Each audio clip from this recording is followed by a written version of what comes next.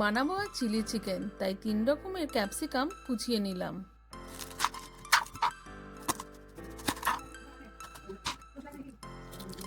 সাথে পেঁয়াজও।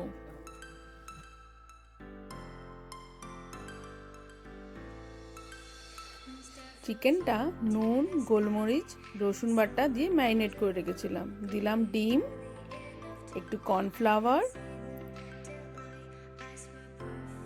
এবার মেখে নেওয়ার পালা। এবার কড়াইতে সাদা তেল গরম করে একে একে চিকেনগুলো ভেজে নেব।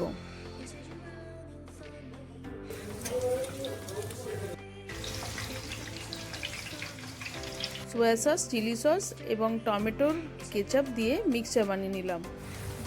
রসুন ফোড়ন দিয়ে পেঁয়াজ ক্যাপসিকামগুলো ভেজে ওই মশলাটা ওর মধ্যে দিয়ে দিলাম। এবার একটু ভালো করে নেড়ে চড়ে দিয়ে দিতে হবে চিকেনগুলো।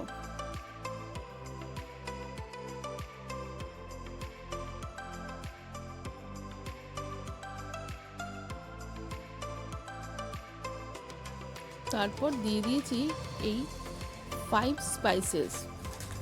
রেসিপি জানতে হলে কমেন্ট করুন।